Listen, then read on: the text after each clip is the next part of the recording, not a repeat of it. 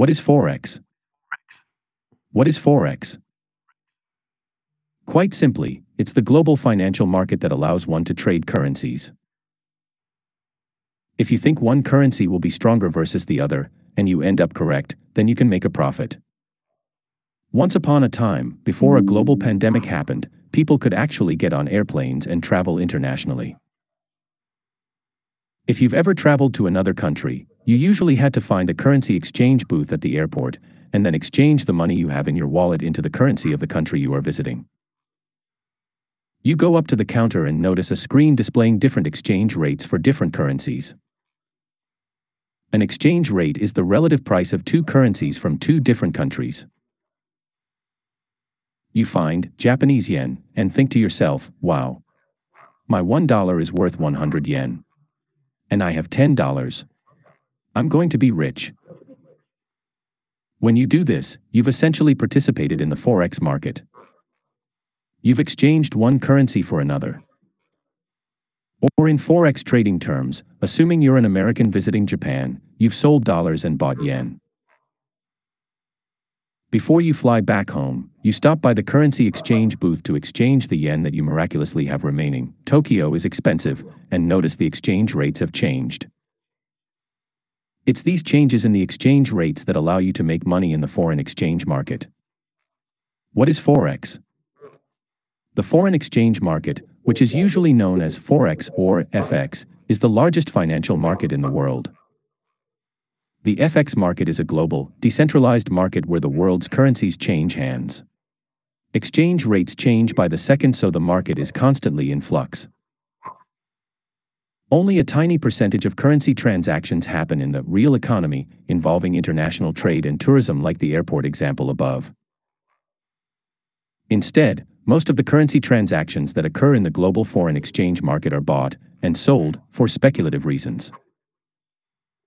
Currency traders, also known as currency speculators, buy currencies hoping that they will be able to sell them at a higher price in the future.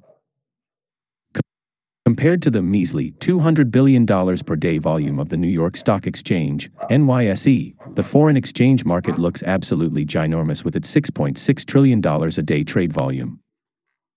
That's trillion with a T. Let's take a moment to put this into perspective using monsters. The largest stock market in the world, the New York Stock Exchange, NYSE, trades a volume of about $200 billion each day. If we used a monster to represent the NYSE, it would look like this.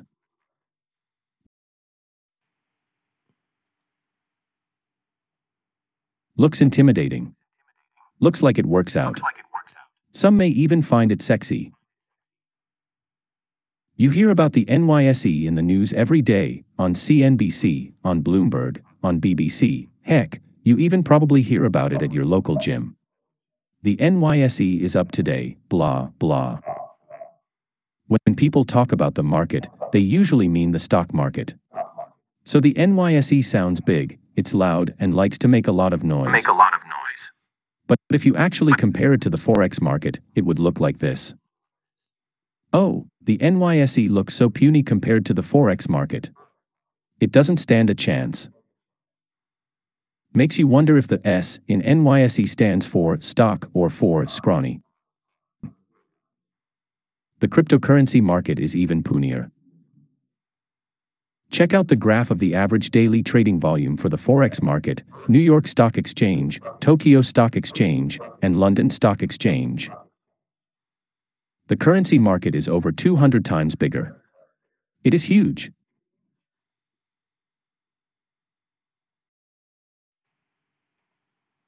Aside from its size, the market also rarely closes. It's open virtually round the clock. The Forex market is open 24 hours a day and 5 days a week, only closing down during the weekend. What a bunch of slackers. So unlike the stock or bond markets, the Forex market does not close at the end of each business day. Instead, trading just shifts to different financial centers around the world. The day starts when traders wake up in Auckland/Wellington, then moves to Sydney, Singapore, Hong Kong, Tokyo, Frankfurt, London, and finally, New York, before trading starts all over again in New Zealand.